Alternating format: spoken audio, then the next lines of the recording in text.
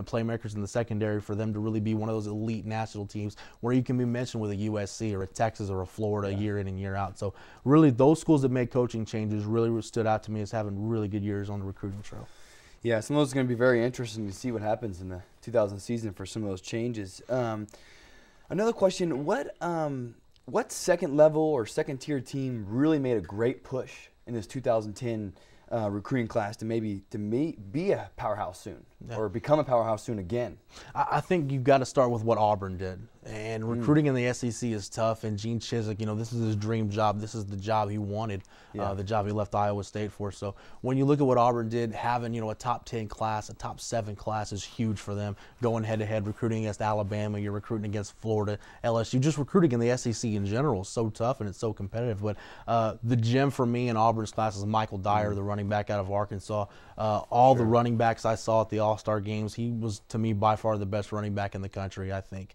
I think he's a guy that's going to go in there and play from day one.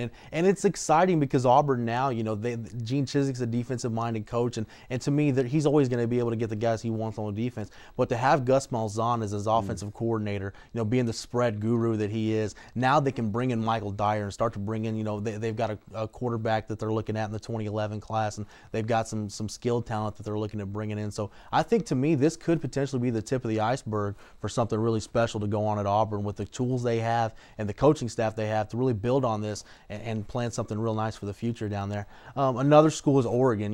I know it's tough to think of Oregon as kind of a second-tier team, but in the Pac-10, when you're going head-to-head against USC year in and year out, I think USC had won 7, 8, 9 straight Pac-10 titles before this last year.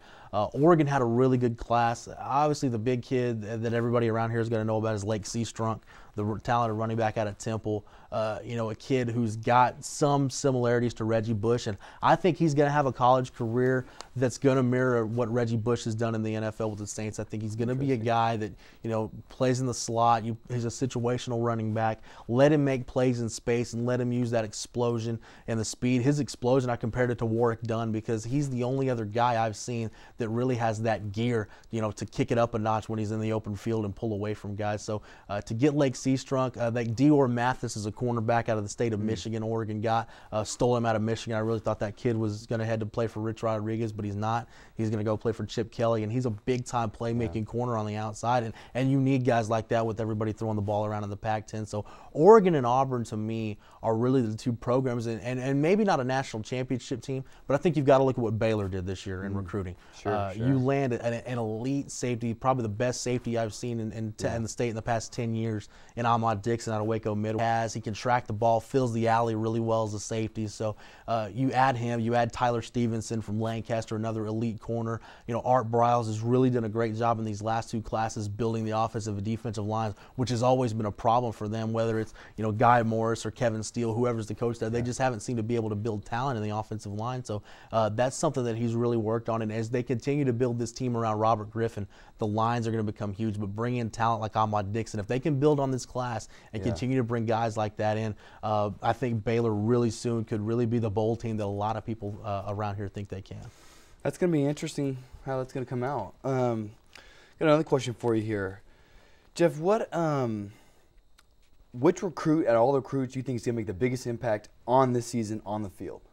2010 season. I think you've got to start with one of the kids at Florida State that I mentioned, LaMarcus Joyner. I just think because Florida State has such a pressing need for big-time impact defensive players, and what he gives you the ability to have a lockdown corner. He's physical in man coverage, understands zone concepts really well, and he's going to fight for the ball. He's only about 5'9" and a half, but he's a guy that's going to get in there and stick his nose in there and really compete with guys for the football. So I think LaMarcus Joyner. I think the 2 defensive recruits Texas got. I think Jackson Jeffcoat and Jordan Hicks. Texas is loaded at defensive end. Sam Acho. We haven't seen a lot from Alex Okafor. Eddie Jones should be healthy this year for the Longhorns. So I think, even that being said, I think Jackson Jeffcoat, the fact that he's one of the most college-ready prospects I've ever scouted, a lot of that has to do with having an NFL dad, but at the same time, just to understand things like hand placement, leverage, getting down the line laterally, chasing plays from the backside, everything that he does, I think he has to see the field in some capacity. And Jordan Hicks also, athletically he's talented, but just the way he reads defenses and with his athletic athletic ability. He can read and react, get to the football. So now, like I said, nationally, Lamarcus Joyner, but I think for people in this part of the country, really look at Jordan Hicks and Jackson Jeffcoat to have a big impact for the Longhorns this year. Great, great. Well, let me get a quick answer for this question, the favorite one of them all. Who wins it? I know it's early. Who wins it this year? You know, a team I like is Ohio State. You know, coming off the big Rose Bowl win. Yeah, I think with Terrell Pryor coming back, we'll see if he can kind of build on that Rose Bowl performance, kind of like Vince Young did for Texas leading into 2005. So Ohio State, to me, is a team to watch. Well, it's great. You heard it here. Jeff says Ohio State has it this year. It's nice having him on the show today, and we'll go back to Grant.